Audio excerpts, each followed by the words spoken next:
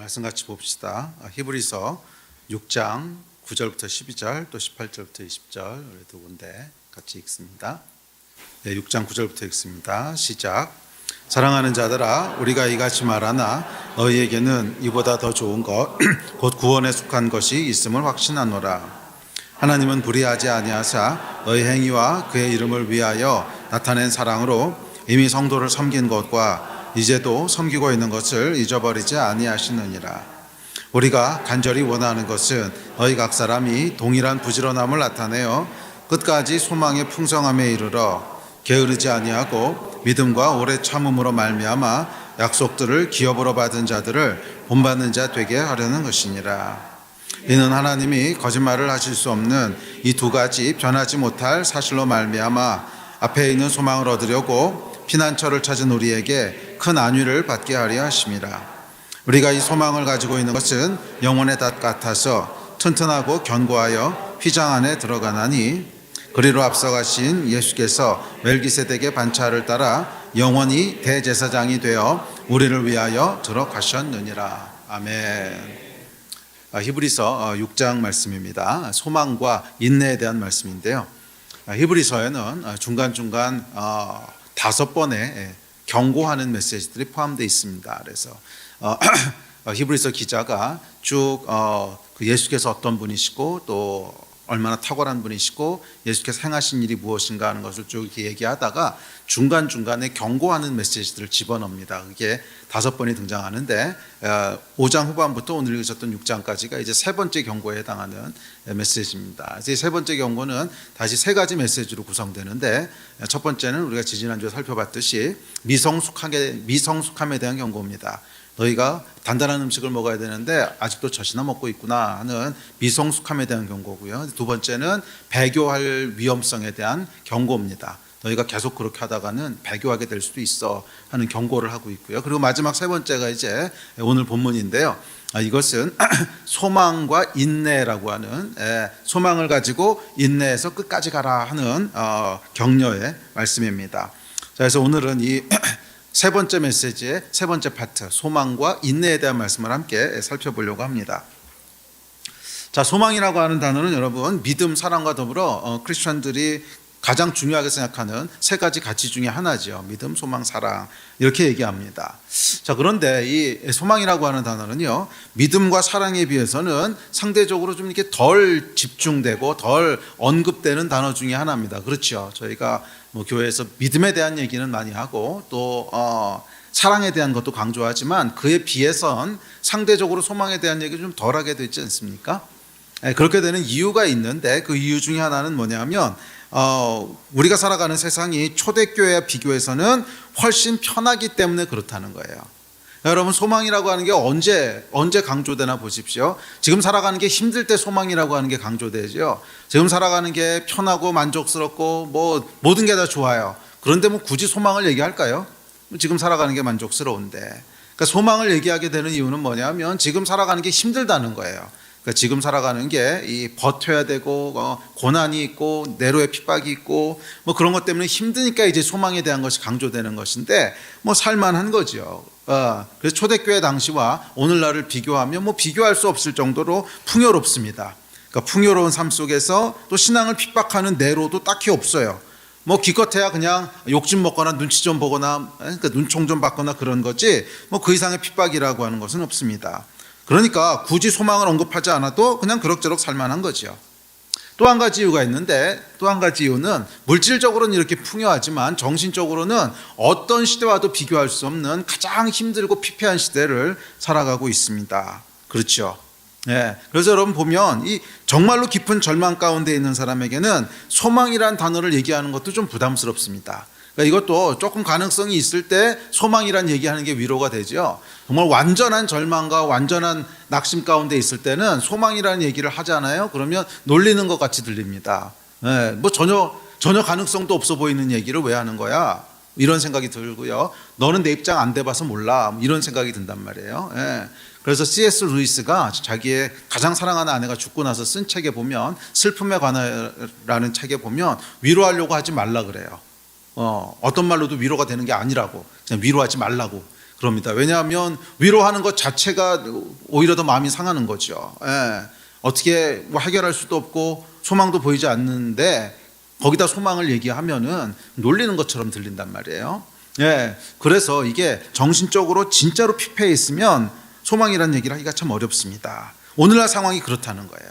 그러니까 오늘날 상황이 양쪽 극단 가운데 껴 있어요. 물질적으로는 굉장히 풍요하고 그래서 부족한 게 별로 없어 보이는 반면 정신적으로는 완전히 피폐한 이런 양극단의 아이러니 속에서 소망이라는 단어는 점점점 희미해져 갑니다.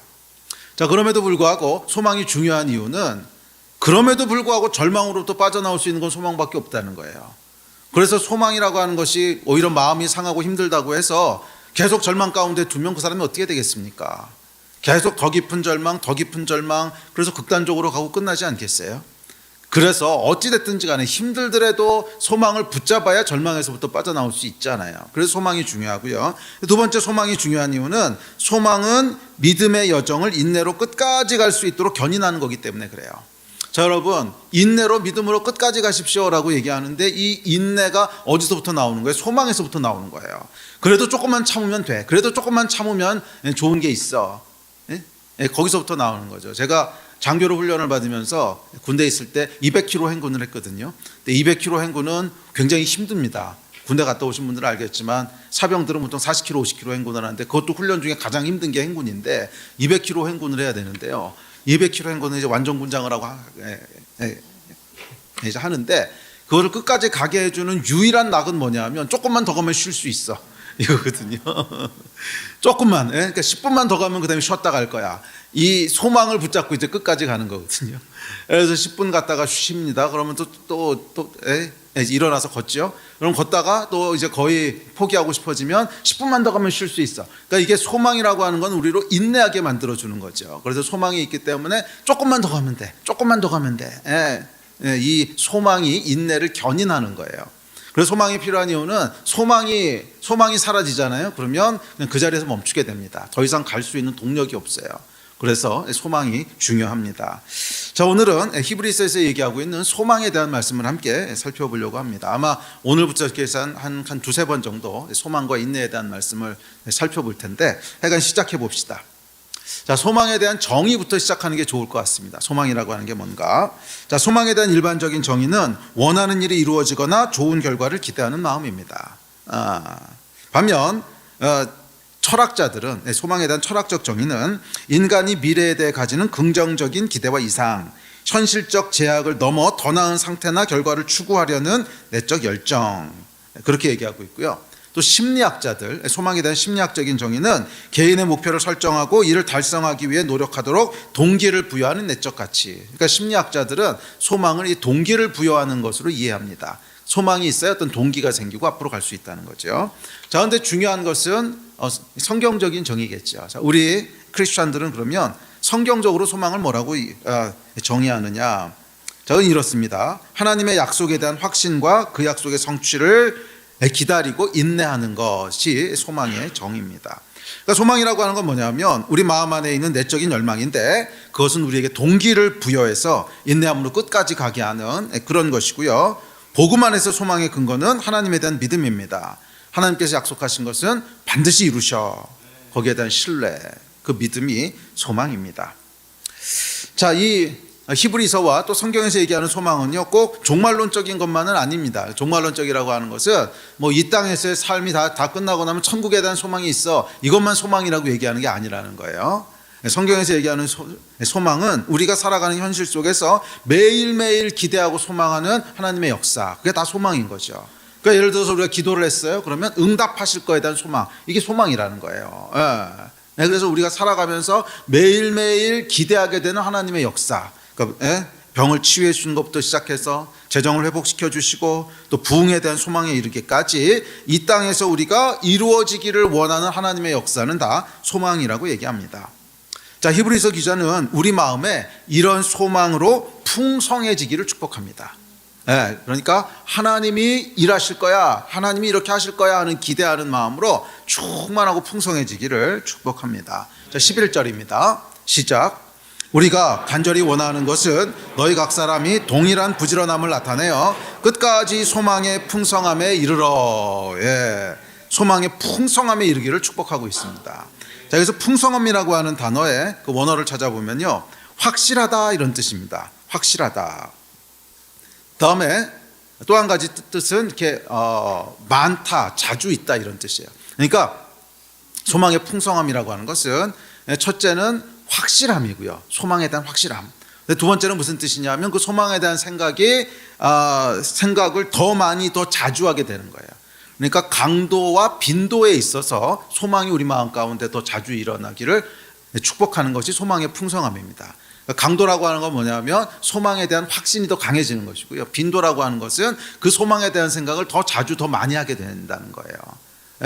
그래서 여러분, 우리 마음 가운데 여러 가지 생각들이 있지 않습니까? 뭐 현실에 대한 생각도 있고, 또는 뭐 염려하는 마음도 있고, 또 뭐 실망하고 낙심하는 마음도 있고, 소망하는 마음도 있고. 그런데 소망이 풍성하다라고 하는 건 뭐냐면 이 소망에 대한 마음들이 더 자주, 더 많이 우리 마음 가운데 떠오른다는 거예요, 빈도에 있어서. 다음에 강도는 뭐냐면 더 확실해진다는 거예요. 그게 풍성하다는 뜻입니다. 자, 이 풍성해지기를 축복하는데, 그렇게 될 때까지 부지런함을 나타내라고 권면합니다. 그렇죠? 부지런함을 나타내요. 여기서 부지런함이라고 하는 단어는 헬라어로 스푸데라고 하는 단어인데, 이 단어는 외적인 행동의 부지런함보다는 내적인 것을 얘기하는 단어입니다. 그래서 뭐 열정, 간절함 이런 단어인데, 이 성경에 등장하는 대부분의 헬라어들의 이제 공통적인 특징이 있어요. 그러니까 공통적인 특징이 뭐냐면 외적인 행동보다는 내적인 동기를 얘기하는 단어들이 압도적으로 많아요.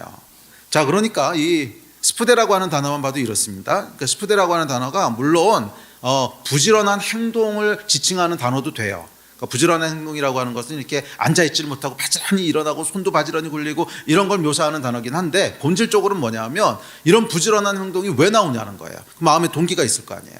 그러니까 마음에 어떤 열정이 있으니까 부지런한 행동이 나오는 것이고, 간절함이 있으니까 어떤 부지런한 행동이 나오는 것이지, 열정도 없고 간절함도 없다면 뭐 부지런한 행동이 나오지 않겠지요. 그래서 스푸데라고 하는 단어의 본질적인 뜻은 뭐냐면 그런 행동이 나오게 되는 마음의 내적인 상태를 묘사하는 단어입니다. 근데 이것만 그런 게 아니고 성경에 등장하는 많은 단어들이 비슷해요. 다 이 내적인 어떤 동기, 그런 행동이 나오도록 하는 마음의 상태를 묘사하는 단어들이에요.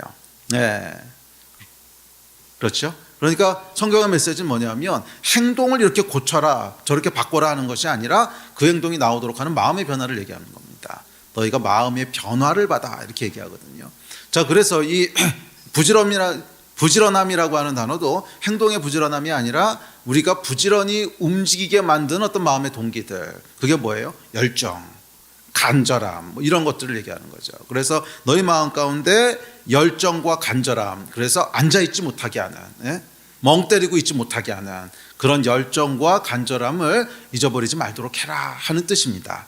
그러니까 이 말씀을 조금 더 원어의 의미를 첨가해서 해석을 하면, 너희 마음의 소망에 대한 그 빈도와 강도가, 소망에 대한 확신과 자주 생각하게 되는 빈도가 마음을 가득 채울 때까지 열정과 간절함을 잃어버리지 않도록 해라, 이런 권면입니다. 그래요, 여러분, 신앙은요 간절함과 갈급함입니다. 갈급함을 잃어버리면 신앙의 여정은 거기서 멈추게 됩니다. 그렇죠, 여러분. 갈급함이 없는데 앞으로 가지는 않아요. 갈급함이 없으면 거기 딱 멈추게 됩니다. 그래서 예수께서도 수고하고 목마른 자들에게 오라고 하셨지, 배부르고 만족한 자들에게 오라고 부르신 적은 한 번도 없어요. 사람이요, 배부르고 만족하잖아요. 그럼 하나님께 나가지 않습니다. 배부르고 만족한데 막 간절히 하나님을 찾고, 이거 잘 안 나온단 말이에요. 그럼 언제 나오죠? 줄이고 목마르고 뭐 그럴 때 나오는 거예요. 그래서 예수님께서 줄이고 목마른 자 나오라고 하시죠. 그러니까 신앙의 핵심은 뭐냐면 갈급함이에요. 하나님 아니시면 안 됩니다. 하나님 아니시면 안 됩니다. 내가 예수님 아니면 안 됩니다 하는 이 갈급함, 그게 결국 우리 신앙의 어떤 아주 중요한 그 코어인데, 그러니까 그걸 잃어버리면 안 된다는 거예요. 그걸 잃어버리면 안 된다는 거예요. 그래서 이 누가 하나님께 나가고 누가 예수를 찾습니까? 갈급한 자가 찾습니다. 배부른 자는 하나님께 나오지 않아요. 누가 끝까지 갑니까? 갈급한 사람이 끝까지 갑니다. 열정과 갈급함에서 나오는 열심이 있는 사람이 끝까지 가요. 출발은 다 같이 합니다. 그런데 갈급함이 없는 사람은요, 적당히 가다가 멈춥니다. 뭐 별거 없네, 뭐. 기도해도 아무 일도 안 일어나네. 실망해서 멈추고, 매너리즘에 빠져서 멈추고, 세상 재미에 팔려서 멈추고, 환난과 고난이 힘들어서 멈춥니다. 그래서 예수께서 뭐라고 말씀하셨냐면 씨 뿌리는 비유를 말씀하세요. 우리 다음 구절 같이 볼까요? 시작. 그런즉 씨 뿌리는 비유를 들으라. 아무나 천국 말씀을 듣고 깨닫지 못할 때는 악한 자가 와서 그 마음에 뿌려진 것을 빼앗나니 이는 곧 길가에 뿌려진 자요. 돌밭에 뿌려졌다는 것은 말씀을 듣고 즉시 기쁨으로 받되 그 속에 뿌리가 없어 잠시 견디다가 말씀으로 말미암아 환난이나 박해가 일어날 때에는 곧 넘어지는 자요. 가시떨기에 뿌려졌다는 것은 말씀을 들으나 세상의 염려와 재물의 유혹에 말씀이 막혀 결실하지 못하는 자요. 좋은 땅에 뿌려졌다는 것은 말씀을 듣고 깨닫는 자니 결실하여 어떤 것은 100배, 어떤 것은 60배, 어떤 것은 30배가 되느니라 하시더라. 아멘. 자, 이 비유가 말하고 있는 그 메시지는 명확합니다. 끝까지 가야 열매가 있다는 거예요. 끝까지 가야 열매가 있다는 거예요. 네. 이 씨앗이라고 하는 것은 여러분 기본적으로 심겨지면 결국 뭔가 나와서 싹이 나와서 열매가 맺습니다. 그 생명력이 씨 안에 함축돼 있어요.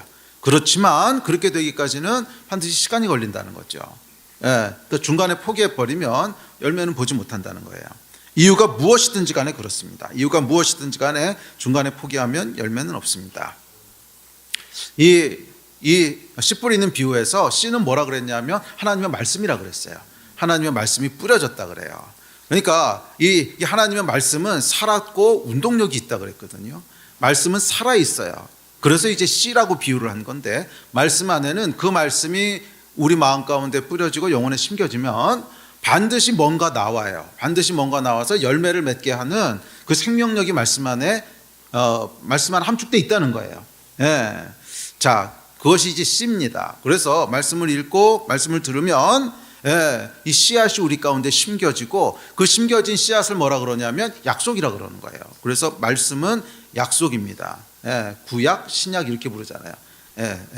그러니까 구약은 옛날에 하신 약속, 새로 하신 약속 이런 뜻이죠. 그러니까 말씀을 약속이라고 부르는데 이 약속은 뭐냐면 말씀이 우리 가운데 뿌려지면 그것을 우리가 마음에 뿌려져 심겨진 거. 아, 맞아. 하나님 그렇게 하실 거야. 하는 게 뭐 약속이잖아요. 그래서 마음에 심겨지면 이제 약속이 됩니다. 그런데 이 약속이 성취되기까지는 뭐가 필요하냐면 시간이 필요한 거예요. 그래서 심기워지고 나서 열매가 될 때까지 그 갭이 있는데 이 사이에 요구되는 것이 인내입니다. 그리고 그 인내를 견인하는 것은 소망이에요. 그렇죠. 소망이 있으니까 인내하는 거지 소망이 전혀 없으면 사람이 인내하지 않습니다. 다 같이 말씀을 받고 여정을 시작하지만 즉시 마음을 빼앗기는 길가도 있고요. 박해와 환난과 고난으로 인해서 멈추는 돌밭도 있고요. 세상 유혹으로 길을 벗어나는 가시떨기밭도 있습니다. 다양한 이유로 하여간 이 마음의 갈급함들이 사라지는 거예요. 마음의 열정들이 사라지는 거예요. 우리도 그렇게 경험하지 않습니까? 신앙생활을 시작합니다. 그래서 처음에 은혜 받고 시작하기도 하고 또 처음이 아니라도 집회에서 은혜를 받기도 하고 주일날 은혜 받기도 하고 아니면 끼니 말씀을 묵상하다가 그 가운데 은혜 받기도 하고 하여간 뭔가가 이제 시작이 돼요. 마저 내가 다시 한번 이렇게 해봐야지 하는 마음으로 시작을 합니다. 이게 뭐예요? 말씀이 씨앗으로 심겨진 거죠. 말씀이 씨앗으로 심겨진 거예요. 그런데 그게 쭉 가서 결국 열매를 맺어야 되는데 중간에 침체기가 찾아올 때가 있죠. 근데 침체기가 찾아올 때는 반드시 어떤 증상이 따라오냐면 마음의 갈급함과 열정이 사라져요. 점점 열정이 사라지게 되고 그럼 결국 침체기에 들게 됩니다. 이 이야기를 하고 있는 거예요. 자, 그래서 히브리서는 뭐라 그러냐면 어떤 이유든지 간에 이 부지런함, 갈급함을 잃어버리면 안 돼. 어떤 이유에서든지 간에 이 갈급함, 열정을 잃어버리면 안 돼. 부지런함을 잃어버리면 안 돼. 그래야 끝까지 소망의 풍성함에 이룰 수 있어. 이 얘기를 하고 있습니다. 자, 이어지는 12절에 보면 이제 이렇게 이야기합니다. 자, 시작. 게으르지 아니하고 믿음과 오래 참음으로 말미암아 약속들을 기업으로 받는 자들을 본받는 자 되게 하려는 것이니라. 자, 여기서 이제 부지런함에 대비되는 게으름이라고 하는 데 사용하고 있는데 11절에서 부지런함으로, 그 다음에 12절에서는 게으르지 마라 이렇게 얘기하는데, 이 게으름에 해당하는 헬라어는 로드로스인데요. 이것도 비슷합니다. 이것이 표면적으로는 게으름이란 뜻인데 게으름을 일으키는 마음의 상태들을 얘기하는 단어예요. 그래서 똑같은 로드로스라고 하는 단어가 히브리서 5장 11절에도 사용됐는데, 거긴 뭐라고 번역했냐면 듣는 것이 둔함으로, 이렇게 둔하다로 번역됐어요. 그러니까 게으르다, 둔하다, 이게 다 같은 단어라는 거예요. 헬라어는 같은 단어인데 번역할 때는 이제 우리가 이쪽에서는 게으르다, 이쪽에서는 둔하다. 근데 그 번역이 달라지는 게 뭐냐면, 게으르다는 외적으로 드러나는 어떤 행동을 묘사할 때 게으르다고 묘사가 되는 거고, 이 게으름이 나오게 되는 마음의 상태는 둔한 거라는 거예요. 둔한 거. 자, 둔하다고 하는 건 뭐냐면 깨닫는 것에 있어서 둔하고, 열정에 있어서 둔하고, 감이 없는 걸 얘기하는 거예요. 둔하다. 듣는 것에 둔함으로, 듣는 것에 감이 없음으로, 뭐 이런 뜻이잖아요. 그러니까 여기서 사용된 게으르지 아니하고라고 하는 건 둔한 거예요. 그러니까 영치를 의미합니다. 영치가 뭐냐면 천치 바보 할 때 영적인 바보, 그래서 그걸 영치. 영치는 뭐냐면 영적인 것에 관심이 없어요, 열정도 없어요, 그냥 멍한 거예요. 멍하고 맹한 거예요. 그러니까 이게 영적인 영치인데, 자, 이게 영적인 게으름입니다. 갈급함을 잃어버린 상태를 말하는 거예요. 그러니까 영적인 것에 관심도 없고 열정도 없고, 그러니까 그냥 멍하고 맹하고, 무슨 말씀을 들어도 아무런 깨달음도 없고, 그런 거, 멍하고 맹한 상태. 자, 이것이 게으름입니다. 이렇게 되지 말라는 거예요. 너희는 부지런함, 그러니까 갈급함과 열정의 마음을 품고 있어야지, 이런 맹함, 멍함, 둔함에 너희 마음이 뺏기면 안 된다는 거예요. 그렇게 하라고 지금 얘기하고 있습니다. 그래서 이 소망과 인내에 대한 메시지를 하면서 히브리서 저자는 뭐라고 얘기하냐면, 소망과 인내를 우리 마음 가운데 지키는 것으로 이 두 가지를 대비시키는 거예요. 부지런함이 있고, 그 다음에 이쪽엔 게으름이 있다는 거예요. 부지런함은 뭐라고요? 갈급함, 열정. 게으름은 뭐예요? 영치, 둔한 거. 그러니까 영적인 깨달음도 없고, 열정도 없고, 촉도 없고, 관심도 없고, 뭐 이런 거. 그게 이제 게으름인데, 게으름에 처하도록 두면 안 되고 부지런함을 나타내므로 너희가 소망으로 인내하라고 권면을 합니다. 자, 그렇다면 어떻게 우리가 게으름이 아니고 부지런함을 유지할 수 있을까? 영적인 맹함에 빠지지 않고 갈급함을 유지할 수 있을까? 히브리서를 보면 몇 가지를 이해할 수 있습니다. 자, 첫째는 뭐냐면, 히브리서 말씀은 아닌데 뿌리를 깊게 내려야 된다는 거예요. 자, 씨 뿌리는 비유에서 그 돌밭은 이제 뿌리가 깊지 못함으로 넘어진다 그러죠. 그래요. 뿌리가 깊지 못하면 환란과 박해가 일어날 때 넘어집니다. 뿌리가 깊지 않은 나무는 조금만 가물어도 시들어 마르듯이, 영적인 뿌리가 깊지 못하면 갈급함이라는 영적 생명을 유지할 수 없다는 거예요. 자, 그렇다면 영적인 뿌리가 깊다는 게 뭘까? 그것은 말씀에 대한 깊이가 있는 것을 의미합니다. 그러니까 뿌리를 깊게 내려라고 하는 건 뭐냐면 말씀에 깊이가 있어야 된다는 거예요. 그래야 우리가 넘어지지 않고 계속 갈급함을 유지할 수 있다는 거예요. 우리 안에 영적으로 깨어있게 하고 열정과 갈급함을 불러일으키는 것은 말씀입니다. 말씀이 우리 안에 그 생명을 일으키는 자양분이에요. 그래서 말씀을 계속 우리가 빨아먹어야 되는데 뿌리가요 깊질 않아요. 그래서 말씀의 씨앗이 심겨지긴 하는데 이게 자양분을 빨아들이지를 못해. 뿌리가 깊지 못하다고 하는 건 뭡니까? 말씀을 그냥 흘려듣는 거예요. 예를 들면. 그래서 마침에 말씀 묵상을 해도, 또 설교 때 말씀을 들어도 그런가 보다, 좋은 말씀, 이러고 그냥 지나가는 거예요. 이게 뿌리가 없는 거죠. 이렇게 해가지고서는 아무런 열매를 볼 수 없다는 거죠. 말씀의 깊이라고 하는 건 뭐냐면, 그 뿌리가 깊다라고 하는 것은 말씀에 깊이가 있는 겁니다. 말씀에 대한 깊이가 있는 거예요. 자, 성경은 이렇게 얘기합니다. 시작. 주 여호와의 말씀이니라. 보라, 날이 이를지라 내가 기근을 땅에 보내리니 양식이 없어 주림이 아니며 물이 없어 가람이 아니요 여호와의 말씀을 듣지 못한 기갈이라. 여호와의 말씀을 듣지 못하는 걸 기갈이라 그랬어요. 그러니까 이 영적인 기근은 어디서부터 오냐면 말씀이 기갈될 때 온다는 거예요. 말씀이 안 들어오면 영적인 기갈이 온다는 거예요. 네. 그러니까 영적으로 피폐해지는 이유는 뭐냐면 말씀이 없기 때문에 그렇다는 거잖아요. 말씀에 기갈이 오면 영적인 기근이 오는 거예요. 말씀을 듣기는 듣습니다. 그런데 깊게 뿌리를 내리진 않아요. 그냥 가볍게 듣고 넘어갑니다. 뿌리가 없는 거예요. 말씀을 깊게 묵상할 때 그때 우리 안에 갈급함이 일어나고요. 말씀을 깊게 묵상할 때 소망이 우리 안에 부어집니다. 말씀은 우리 안에 영적인 생명을 일으키고 유지하는 자양분입니다. 자, 그렇다면 여러분, 말씀을 깊게 이해한다는 게 무슨 뜻일까요? 말씀에 깊이가 있다라고 하는 것을 오해하지 마십시오. 말씀에 깊이가 있다고 하는 것이 뭐 신학적인 지식이나 철학적인 지식이 많다는 뜻이 아닙니다. 그거하고 아무 상관없어요. 그거는 그냥 지식이고, 말씀의 뿌리가 깊다라고 하는 것은 뭐냐면 말씀을 중요하고 무겁게 듣는다는 거예요. 그게 깊이입니다. 말씀을 중요하고 무겁게 듣는다는 거예요. 그래서 예를 들어서 여러분들이 끼니 말씀을 이렇게 묵상하느라고 펼쳤어요. 그랬더니 본문이 무엇이든지 정직하며 뭐 이런 말씀이 나왔단 말이에요. 그러면 뭐 그 말씀 하나 가지고도 맞아, 이게 무엇이든지 정직하라고 하셨는데 찔리는 게 있잖아요. 정직하지 못하게 했던 것들. 그러면 그 말씀의 무게를 가지고 있는 사람은요, 고민을 합니다. 내가 정직하라고 말씀하셨는데 이거 못하고 있는데 어떡하지? 그래서 기도하고 막 기도하면서 회개하고 어떻게든지 약간 정직하려고 노력하고, 이게 말씀의 깊이예요. 거기에 뭐 신학적이고 철학적인 언변이 화려한 걸 얘기하는 게 아닙니다. 아니, 무엇인지 정직함에 신학적인 해석이 왜 필요해요? 정직하라고 그랬으면 정직하면 되는 거지. 사람들이 말씀의 깊이라고 하는 것을 자꾸 이렇게 오해하는 거예요. 무슨 거기에 대한 신학적인 깊은 지식이 있고 그런 걸로 오해하는데, 아니 여러분, 그렇지 않습니다. 그건 사람마다 다르게 창조하셨기 때문에 어떤 사람은 그렇게 생각할 수 있는 사람이 있고 어떤 사람은 그렇게 생각이 잘 안 되는 사람이 있어요. 그거는 더 우월하지 않고의 문제가 아니라 그냥 하나님이 그렇게 만드신 거예요. 그런데 성경은 모든 사람을 위한 책이라고 했단 말이에요. 그러니까 말씀에 깊이가 있다고 하는 것은 그것을 뭐 이해하고 신학적으로 이런 게 아닙니다. 전혀 아니고요. 말씀을 얼마나 중요하고 무겁게 생각하냐는 거예요.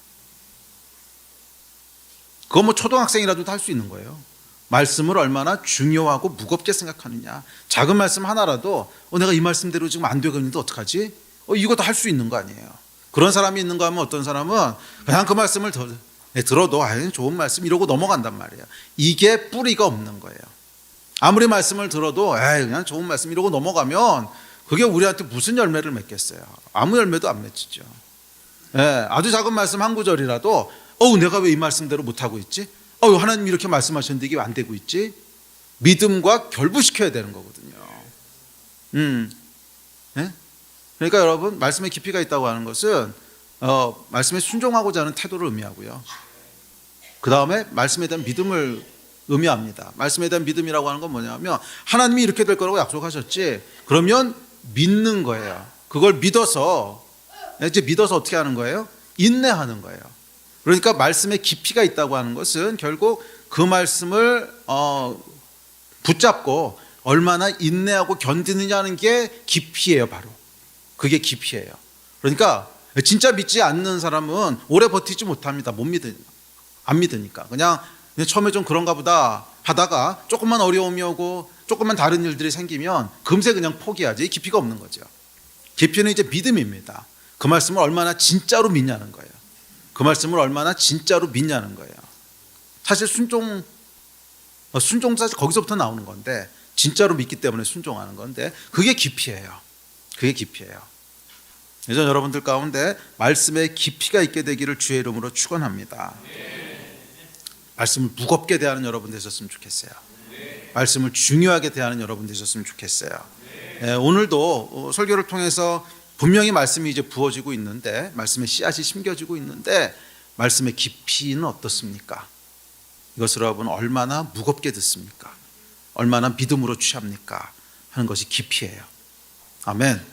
그래서 우리 안에 이런 그 갈급함과 열정, 부지런함이 나타나게 되는 것은 말씀의 깊이가 있을 때입니다. 자, 두 번째입니다. 3장 13절에 보면 히브리서 이렇게 얘기합니다. 시작. 오직 오늘이라 일컫는 동안에 매일 피차 권면하여 너희 중에 누구든지 죄의 유혹으로 완고하게 되지 않도록 하라. 자, 이게 보면 이제 완고하다란 말이 나오는데 이 말의 원어는 딱딱해지다 이런 뜻입니다. 그러니까 마음이 굳어지고 딱딱해지지 않도록 해라. 마음이 게을러지지 않도록 해라. 둔해지지 않도록 해라 하는 얘기를 하고 있습니다. 그런데 어떻게 해서 그렇게 하래요? 매일 피차 권면함으로. 자, 그래서 우리 마음을 유지하는 두 번째 비결은 뭐냐면 공동체예요. 예. 형제 자매의 권면은요, 우리 마음이 딱딱해지는 것을 막아줍니다. 사람의 마음은 보고 듣는 것에 의해서 움직입니다. 믿음의 사람들을 매일 보고 그들의 권면을 매일 들을 때 우리 마음이 간절함을 잃지 않고 유지가 되죠. 그렇지 않고 여러분, 마음이 둔해지는 사람들의 특징을 보면요, 모임에 잘 나오지 않아요. 거의 예배가 없습니다. 마음이 딱딱하고 둔해지는 사람들의 공통적인 특징은 뭐냐면 모임에 잘 나오지 않아요. 그래서 형제들과 함께 시간을 보내지 않는데 그 사람의 마음이 완고해지지 않는다. 이거는 저는 본 적이 없어요. 모임에 잘 안 나오는데 그 마음의 열정과 간절함을 계속 유지한다. 이런 건 본 적이 없어요. 제가 지난 25년 사역하면서 한 번도 본 적이 없습니다. 하나님 앞에서 우리 마음이 딱딱해지지 않도록 지키는 것과 모이기를 힘쓰는 거는요, 정비례 관계에 있습니다. 이건 진짜 정비례 관계에 있어요. 왜 그러냐면 사람의 마음은 결국 보고 듣는 것에 의해서 끌려가게 돼 있거든요. 그렇게 형성되게 돼 있습니다. 그런데 세상 사람들만 계속 만나고 있으면 당연히 관심이 일로 가겠죠. 당연히 관심이 일로 가겠죠. 반면에 믿음의 사람들과 만나면 계속 이야기하는 것이 믿음에 대한 얘기일 거야. 하나님에 대한 얘기. 그럼 우리 마음이 글로 가는 거예요. 그런데 이거를 한 번도 하지 않고 일주일 내내 세상 사람들하고만 시간을 보내는데 어떻게 마음이 이쪽으로 깨어 있겠어요? 그게 가능한 얘기가 아니죠. 그래서 모이기를 힘쓰라 그런 거예요. 모이기를 피하지 말고 힘써라. 너희 마음이 그냥 내 마음만 지키면 돼. 그렇게 지켜지는 게 아니라는 거예요. 그래서 우리가 이제 예배도 드리고 또 소그룹 모임, 셀 모임도 하고 그러는 거죠. 그 경험에 의하면 그 정도는 해야 마음이 지켜지더라는 거예요. 그러니까 일주일에 적어도 한 3번 정도는 이걸 해야 그래야 마음이 지켜지기 때문에 그렇게 하자라고 한 거죠. 그럼 또 어떤 분들은 그러세요. 아니 일주일 7일 중에 3일이나 그래야 됩니까? 양심에 손을 얹고 생각해 보십시오. 3일 내내 여러분들이 무슨 휴양에 들어가서 있는 겁니까? 아니잖아요. 주일날 예배 드리는 거 끼케야 2시간, 금요일날 예배 드려도 끼케야 2-3시간, 소그룹 모임 해봐야 2-3시간, 하루 24시간인데 그거 2-3시간 하는 거 3번 다 더해봐야 한 6-7시간밖에 안 되잖아요. 그러면 직장에서 하루 일하는 시간도 안 된단 말이야. 그거 다 더해봐야. 그러니까 다 핑계라는 거죠.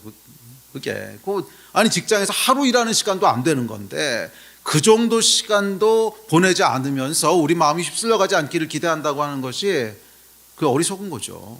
그게 되겠습니까?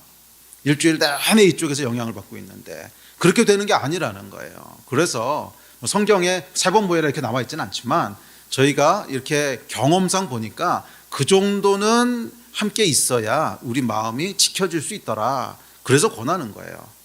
그런데 이걸 지키지 않고 그냥 일주일에 한 번만 나와서 딱딱 2시간만 예배 들어간다. 아마 거기서 마음이 지켜지면 진짜 기적입니다. 거기서 마음이 지켜지면 진짜 기적이에요. 이거 안 되더라고요. 목사도 안 될 거예요. 그거 아마. 그래서 성경은 뭐라 그랬냐면 매일 피차 권면하여 죄의 유혹으로부터 완고하게 되지 않도록 하라. 모이기를 패하는 어떤 사람들의 습관과 같이 하지 말고 오직 권하여 그날의 가까움을 볼수록 더욱 그리하자. 모이기를 패하지 말라는 거예요. 그렇게 해서 안 된다는 거죠. 기억하십시오 여러분. 마음을 지키기 원하신다면 모이기를 힘쓰셔야 돼요. 아주 구체적인 걸 하셔야 돼요. 세 번째가 있습니다. 세 번째는 늘 감사하는 말과 습관을 들이십시오. 거룩한 습관을 들이는 것인데 습관의 능력은 위대합니다. 긍정적인 감사의 습관은 위기의 순간에 우리 마음을 지켜줍니다. 그 예전에 제가 손흥민 선수가 인터뷰하는 걸 한번 본 적이 있어요. 근데 기자가 이제 인터뷰를 하면서 어떻게 그렇게 골 결정력이 좋으십니까? 어떻게 이렇게 슈팅을 정확하게 하십니까? 이제 그러고 물어봤더니 손흥민 선수가 뭐라고 대답하냐면 어렸을 때부터 하루도 안 빠지고 하루에 수백 번 수천 번씩 슛 쏘는 연습을 했다는 거예요. 지금도 하고 있다는 거예요. 그게 비결이다 이렇게 대답하는 것을 봤습니다. 네, 그래서 이거를 수백 번 수천 번을 계속 하다 보니까 몸에 밴 거예요. 그래서 계산하고 하는 게 아니라는 거예요. 이 자리에 왔으니까 이렇게 하고 저렇게 쏴야지 이렇게 계산하는 게 아니고 그냥 그 자리에서 공이 오면 아무 생각 없어도 그냥 몸이 움직인다는 거예요. 아무 생각 없어도 몸이 저절로 가서 발이 저절로 그 각도로 차게 된다는 거예요. 이게 습관이죠. 그래서 그걸 사람들이 손흥민 존이라고 부르죠. 손흥민 존이라는 게 있거든요. 이렇게 골대를 앞두고 이쪽 구석이나 이쪽 구석에서는 차면 정말 거의 들어가요. 들어가지 않으면 이제 골키퍼가 막을 수도 있는데 하여간 잘못 차는 애가 거의 없어요. 여기하고는 차면 거의 정확하게 갑니다. 그래서 사람들이 거기를 손흥민 존이라고 부르는데 근데 그게 계산하고 하는 게 아니라는 거예요. 수백 번 수천 번 했기 때문에 그냥 몸에 밴 겁니다. 그래서 그 자리에 딱 서 있을 때 공이 오잖아요. 그러면 그냥 몸이 알아서 반응을 하는 거예요. 아무 생각 없어도. 네. 자, 생각해 보십시오, 여러분. 시합에서 그 짧은 순간에, 찰나의 순간에 어느 방향에서 어느 각도로 발목을 어떻게 해서 차지 이러고 있으면 끝입니다, 그냥. 네, 벌써 상대 수비수가 와가지고 길 다 막고요. 네, 공 다 뺏어가고 그러지요. 그러니까 슛을 해야 되는 기회가 오면 그냥 저절로 나오는 거예요. 뭐 생각하고 계산하고 뭐 그러는 게 아니고 몸이 반응하는 겁니다. 이게 뭐예요? 습관이라는 거예요, 습관. 습관을 통해 몸에 밴 거예요. 생각하고 계산하고 이래서 나오는 것이 아니라 그냥 나오는 것. 이게 습관의 파워입니다. 영적으로도 그렇다는 거예요. 영적인 습관을 들이라는 거예요. 영적인 습관이 중요하다는 거예요. 영적인 습관을 만드십시오. 그러니까 예를 들면 부정적인 말을 입에 담지 않는 습관 뭐 이런 거. 근데 제가 이 그 습관에서 제일 중요한 거 한 가지만 꼽으라면 전 말의 습관이라고 얘기하고 싶어요. 말. 이 말에는 여러분 권능이 있거든요. 말에는 권능이 있는데 이게 습관이 잘못되면 계속 하지 말아야 될 말을 한단 말이에요. 그런데 이 말을 제일 처음 듣게 되는 사람은 누구예요? 나지요, 나. 뭐 아무리 남편한테 이렇게 쏟아놓는다고 해도 남편 귀보다 내 귀가 더 가까워요. 그러니까 얘기하면 내 귀로 먼저 들어오는 거란 말이야. 그리고 사람의 마음은 무엇에 만들어진다고요? 듣는 것 보는 것에서 만들어지는 거예요. 그런데 계속 부정적인 말, 저주의 말들이 내 귀로 들어오면 그 마음이 어떻게 선한 마음이 되겠어요? 그게 여러분들의 운명을 만드는 거예요. 근데 이게 운명을 만든다는 생각은 못하고 계속 그거 나도 모르는 사이에 나오는 거예요. 왜? 습관이니까. 네? 습관을 쫓아서 계속 부정적인 말, 뭐 죽겠네, 망했네, 안 되네, 저주의 말들을 계속 여러분 입에서 쏟아내고 있으면 그게 결국 여러분들의 마음 가운데로 고스란히 다 들어가서 그렇게 마음이 만들어지고, 마음이 그렇게 만들어졌는데 삶이라고 다르겠습니까? 결국 인간은 마음에 의해서 살게 돼 있거든요. 그리고 그렇게 살아가다 보면 그게 이제 미래가 되고 운명이 되는 건데, 마음이 계속 그렇게 만들어져 있는데 뭐 미래가 다르겠어요? 망했네, 망했네, 망했네 그 얘기하고 있는데 성공하면 그게 기적이지. 계속 망했네, 망했네, 망했네 하고 있는데 무슨 성공이 오겠어요? 계속 망하는 것만 하고 있겠지. 듣는 게 그건데요. 그렇지 않습니까? 여러분, 말은요 영이에요, 영. 하나님의 말씀이시고 인간만 말을 하게 하셨어요. 말에 권세가 있다 그랬어요. 그런데 그 권세 있는 말을 가지고 계속 내 마음을 저주하고 있는데 거기서 무슨 선한 열매가 나오겠냐고요. 딱 하나만 습관을 얘기하라면 전 무조건 말에 대한 습관을 얘기합니다. 우리의 운명을 바꿀 수 있는 한 가지 습관만 말해 주십시오. 그럼 말입니다, 말. 물론 뭐 다른 습관도 필요하긴 하겠지만 우리의 운명을 바꿀 수 있는 한 가지 습관만 말해 주십시오. 그러면 말이에요, 말. 여러분들이 어떻게 말하느냐 하는 것이, 잘 들으십시오, 여러분의 운명을 바꾸는 겁니다. 그 말을 왜 그렇게 이상한 습관을 쫓아 하세요? 뭐 망했네, 죽었네, 안 됐겠네, 재수 없네.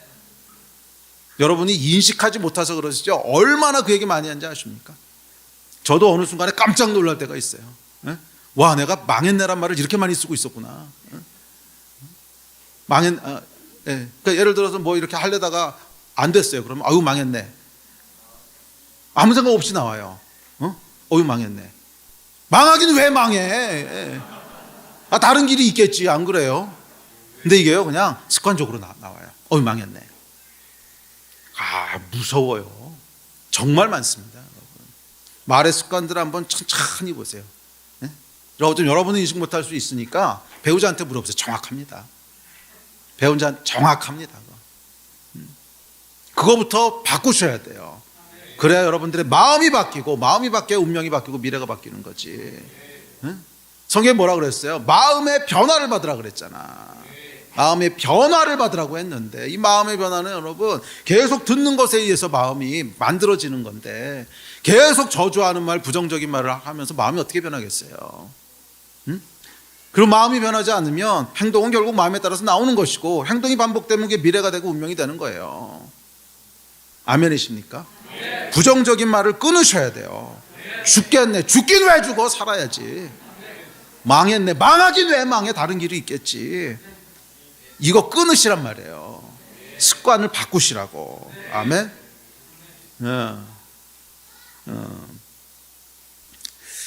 또 반대로 감사의 말을 하는 습관. 이거 계속해서 만들어 가셔야 됩니다.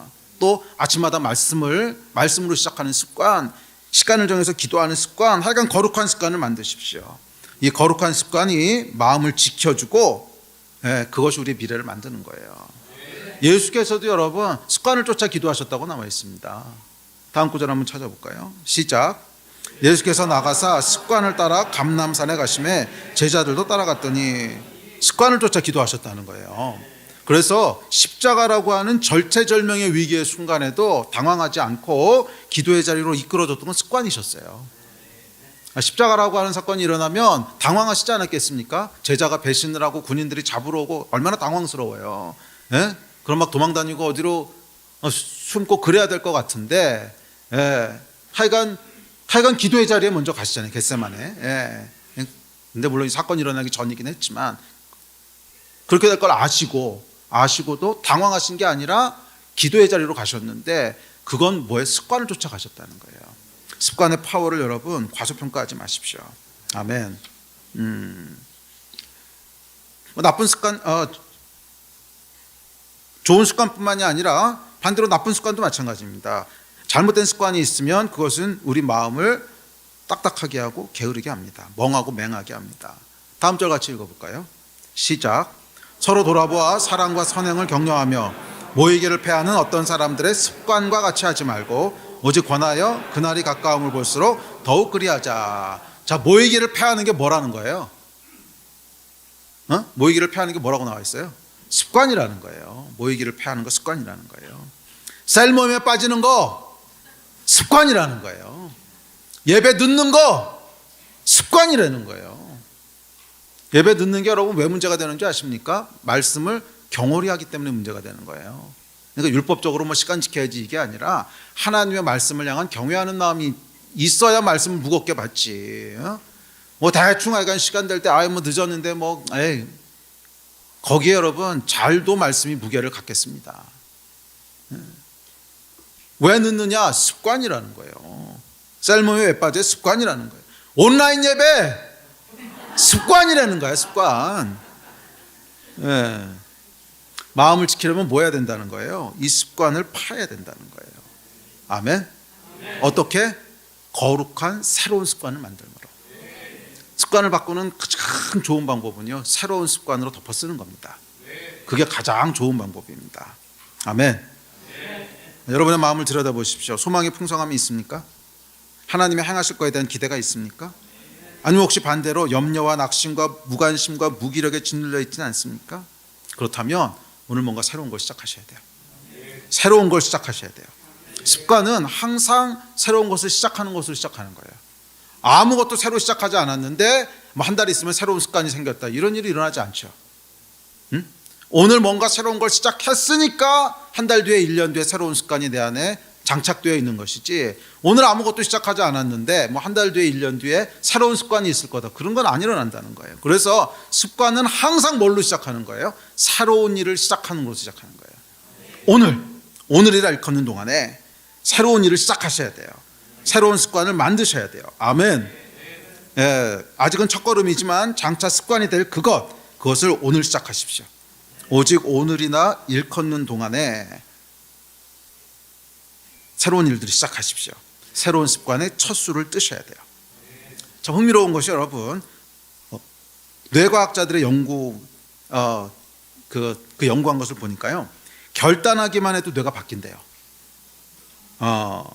뇌가 바뀐다는 말은 조금 이상한데, 그러니까 뇌에서 분비되는 물질들이 달라진다는 거예요. 그러니까 우리 생각하기를 오랫동안 지속적으로 해야 뇌가 달라질 거라고 생각을 하는데 아니라는 거예요. 결단하기만 해도 나오는 물질들이 달라진대요. 분비되는 물질이 바뀌고 호르몬들이 바뀌어서 뇌파가 바뀐답니다. 결단하기만 해도 뭔가 하고 싶은 열정이 생기고요, 결단하기만 해도 의지가 생기고요, 결단하기만 해도 흥미가 생기고 그런다는 거예요. 그래서 여러분, 속담에 시작이 반이라고 하는 말이 뇌과학적으로 정확한 말이라는 거예요. 결단하기만 해도. 우리도 그런 적 있지 않습니까? 저도 이제 운동하러 가야 되는데 너무 가기 싫을 때 있어요. 막 몸은 쫙 처지고 오늘 빠지면 안 될까? 그럴 때 이제 결단을 하는 거죠. 간다. 그러면은 이 안에 이제 다른 반응들이 일어나요. 가서 그래 땀 흘리고 운동하면 막 기분 좋아질 거에 대한 기대감. 그래서 그래도 가면 재밌을 것 같고 막 이런 게요 나와요. 근데 이게 결단하기 전에 갈까 말까 했을 때는 전혀 내 뇌에서 일어나지 않던 반응인데, 에이까지 거 가자 그러면 다른 생각들이 떠오른단 말이에요. 이게 여러분, 결단만 해도 뇌가 달라진다는 거예요. 뇌에서 나오는 분비물들이 달라진다. 이게 뇌과학자들이 하는 얘기입니다. 자, 그래서 여러분, 하여간 뭔가를 새로운 것을 시작하는 결단을 하셔야 돼요. 아멘. 이 예배가 여러분들 뇌가 바뀌는 예배가 되기를 축복합니다.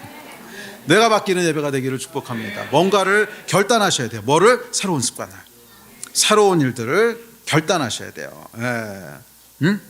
여러분을 살릴 새로운 습관이 될 그 일을 오늘 시작하십시오.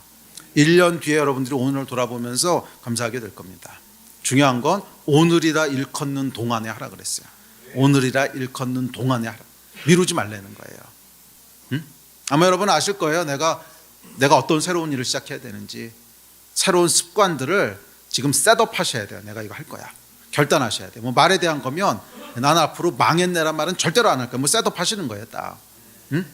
난 부정적인 얘기는 절대 안 할 거야. 그런 결단들을 하시라는 거예요. 다음에 안전장치를 만드십시오. 배우자하고 약속해. 내가 그 얘기 한마디 할 때마다 10,000원씩 낼게. 이런 거. 배우자한테 주지 마시고 헌금하세요. 이런 거 결단하시라는 거예요. 그랬을 때 새 일들이 시작될 줄 믿습니다. 자, 마지막으로 소망의 결과는 그럼 뭘까요? 마음의 소망이 풍성하면 어떤 결과가 따라올까? 자, 다음 절 같이 읽습니다. 시작. 우리가 간절히 원하는 것은 각 사람이 동일한 부지런함을 나타내어 끝까지 소망의 풍성함에 이르러 게으르지 아니하고 믿음과 오래 참음으로 말미암아 약속들을 기업으로 받는 자들을 본받는 자 되게 하려는 것이니라. 그가 이같이 오래 참아 약속을 받았느니라. 아멘. 여러분, 소망은요 인내를 낳습니다. 그렇죠? 소망이 인내를 견인한다고 했죠. 그리고 인내가 있으면 약속을 기업으로 받는다는 거예요. 약속이 이루어지는 걸 본다는 거예요. 자, 하나님의 약속에는 두 가지 중요한 속성이 있는데, 첫째는 반드시 이루어진다는 것이고, 두 번째는 언제 이루어질지 모른다는 거예요. 그래서 인내가 필요한 거죠. 자, 첫 번째 속성은 뭐냐면 반드시 이루어진다는 거예요. 다음 절 같이 봅시다. 시작. 하나님은 약속을 기업으로 받는 자들에게 그 뜻이 변하지 아니함을 충분히 나타내시려고 그 일을 맹세로 보증하셨나니, 이는 하나님이 거짓말을 하실 수 없는 이 두 가지 변하지 못할 사실로 말미암아 앞에 있는 소망을 피난처를 찾은 우리에게 큰 안위를 받게 하려 하심이라. 자, 하나님은 거짓말하실 수 없는 분이시기 때문에 반드시 약속을 이룬다고 하는 것이 첫 번째 속성입니다. 그래서 약속에 필요한 게 뭐냐면 믿음이에요. 믿음과 결부시켜야 돼요. 그런데 두 번째 속성이 있다 그랬죠. 이 두 번째 속성은 언제 이루어질지는 하나님만 아신다는 거예요. 바로 이루어질 수도 있고요, 한 달 뒤에 이루어질 수도 있고, 10년 뒤에 이루어질 수도 있고, 내가 죽은 다음에 이루어질 수도 있어요.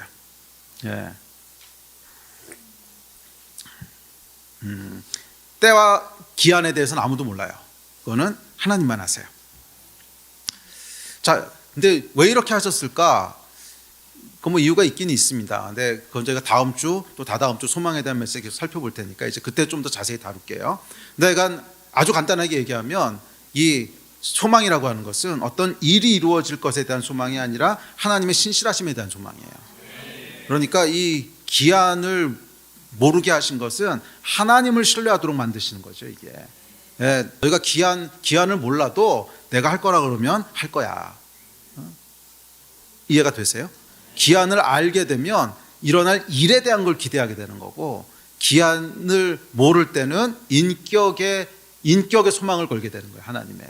그러니까 하나님께서 원하시는 것은 하나님을 소망하도록 원하시는 것이지 어떤 일을 소망하도록 원하시는 게 아니라는 거예요. 하여간 뭐 이런 이유 때문에 그렇게 하시는 것 같은데, 자, 여하튼 그래서 요구되는 게 뭐냐면 인내가 요구되는 거예요. 그러니까 언제 이루어질지 모르니까. 그래서 약속을 기업으로 받는 모든 자에게 요구되는 두 가지는 믿음과 인내입니다. 믿음과 인내. 자, 다음 구절 읽어봅시다. 시작. 믿음과 오래 참음으로 말미암아 약속을 기업으로 받은 자들을, 너희에게 인내가 필요함은 너희가 하나님의 뜻을 행한 후에 약속하신 것을 받기 위함이라. 아멘. 믿음과 오래 참음이 있어야 된다는 거예요. 믿음과 오래 참음으로 우리가 약속이 이루어지는 것을 보게 됩니다. 자, 이 씨 뿌리는 비유에서 씨는 말씀입니다. 우리가 하나님의 말씀을 듣고 읽을 때 우리 영혼에 씨앗이 뿌려집니다. 그리고 그 뿌려진 씨앗을 우리가 믿음으로 취할 때 그게 약속이 되는 거예요. 아멘이십니까? 말씀이 기록되어 있는데 그 말씀이 나한테 뿌려졌어요. 그래서 믿음으로 취했어요. 그러면 그게 나를 향한 하나님의 약속이 되는 거죠. 그 믿음으로 취하기 전까지 그냥 나하고 분리되어 있는 말씀인데 말씀을 들었어요. 그래서 맞아, 하나님이 이렇게 하실 거야. 그렇지, 하나님이 승리하실 거야. 그렇지, 하나님이 치유하실 거야. 그렇지, 하나님이 회복시키실 거야. 그렇지, 하나님이 부흥을 주실 거야. 그렇지, 하나님이 이 나라를 구원하실 거야. 하여간 내가 뿌려진 말씀을 딱 믿음으로 취하는 순간 그게 뭐가 되는 거예요? 약속이 되는 거죠. 약속이. 그게 이제 씨가 뿌려지는 거예요. 씨가 뿌려지는 거예요. 오늘도 씨앗이 뿌려지고 있습니다. 아멘이십니까? 오늘 이곳에 선포된 수많은 말씀들이 계속 씨앗을 뿌리고 있는 거예요. 그것을 여러분들이 그렇지 하고 믿음으로 취할 때 약속이 되는 겁니다.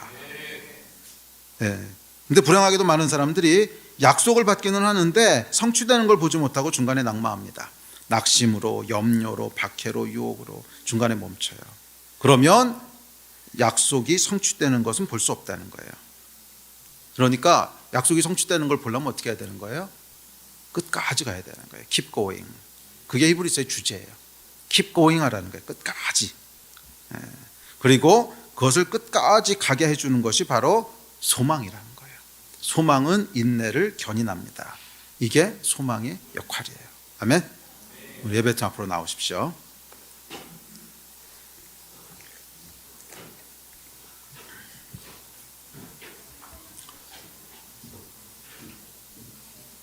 자, 오늘 어떤 약속의 말씀이 뿌려졌습니까? 여러분들은 어떤 씨앗을 심으셨습니까? 많은 말씀들이 선포되고 많은 말씀들이 여러분 귀와 눈에 들려지지만 그것이 약속이 되는 것은 여러분들이 믿음으로 취하셨을 때예요. 그냥 그렇지 않으면 그냥 흘러 지나가는 말씀이죠. 그런데 그거를 딱 믿음으로 취하는 순간, 그렇지, 하나님이 이렇게 하실 거야. 그렇게 취하는 순간 그것은 이제 독립되어 있는 어떤 말씀이 아니라 나에게 주시는 개인적인 약속이 되는 거예요. 계속 말씀을 약속으로 취하는 여러분 되시기를 바랍니다. 하여간 여러분, 씨가 많이 심겨져야 나중에 뭐라도 나오지 않겠어요? 아무것도 심겨지지 않는데 뭐가 나오겠어요? 그래서 말씀은 믿음과 결부시켜야 되는 거예요. 말씀은 믿음과 결부시켜야 거기서 뭔가 나오는 것이지, 말씀을 믿음과 결부시키지 않고 그냥 좋은 말씀 그럼 심은 게 없는데 뭐가 나오겠어요? 씨를 심는다고 하는 것은 믿음으로 취하시는 겁니다. 그렇지, 하나님이 이렇게 약속하셨어. 그렇지, 하나님이 이긴다고 하셨어. 그렇지, 하나님이 치유한다고 하셨어. 그렇지, 하나님이 어떻게 한다고 하셨어. 이것을 취하는 여러분 되시기를 바랍니다. 그리고 그걸 취하셨다면 이제 하셔야 될 건 뭐예요? 소망을 가지고 인내하는 거예요. 소망을 가지고 인내하는 거예요. 그런데 이 소망은 뭐에 대한 소망이냐면 하나님에 대한 소망, 그분의 신실하심에 대한. 그렇지, 하나님은 신실하셔. 반드시 이루실 거예요. 이 인내가 우리를 더 높은 곳으로 이끌 것이고요, 이 인내와 소망이 하나님의 약속이 이루어지는 영광스러운 순간을 보게 하는 열쇠가 될 겁니다. 소망과 인내 가운데 끝까지 완주하신 여러분 되시기를 주의 이름으로 축원합니다. 우리 일어나서 같이 기도합시다.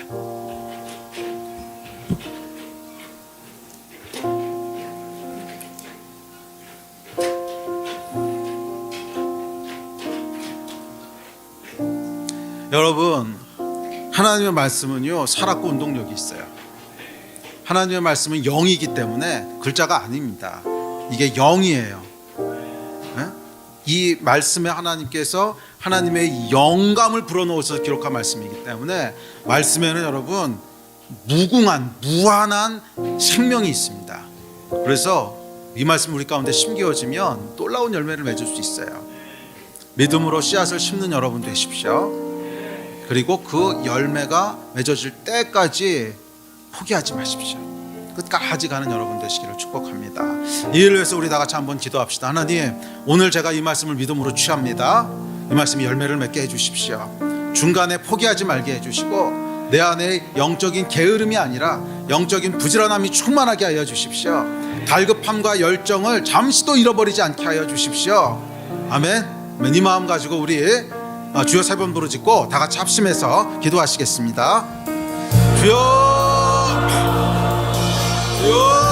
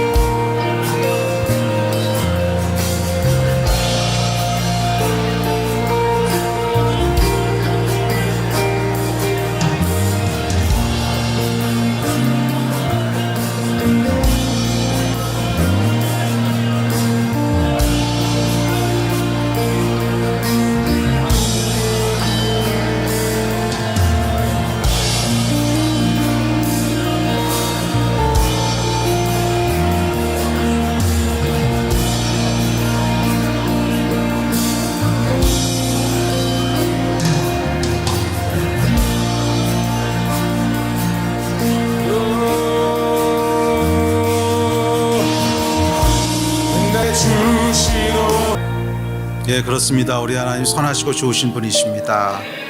하나님의 신실하심에 대한 소망을 놓지 말게 하여 주시고 끝까지 충성되게 완주하는 귀한 성도님들 다 되게 하여 주시옵소서. 혹시라도 마음이 둔해지고 낙심과 절망 가운데 있는 지체가 있습니까? 오늘 하나님의 말씀이 뿌려졌사오니 믿음으로 취하게 하시고 이 말씀을 신뢰하게 하셔서 끝까지 빛 가운데 걸어가는 귀한 성도들 다 되게 하여 주시옵소서. 주께서 결국 이루실 것을 믿습니다. 반드시 이루실 것을 믿습니다. 감사합니다. 주 예수 그리스도의 이름으로 기도했습니다.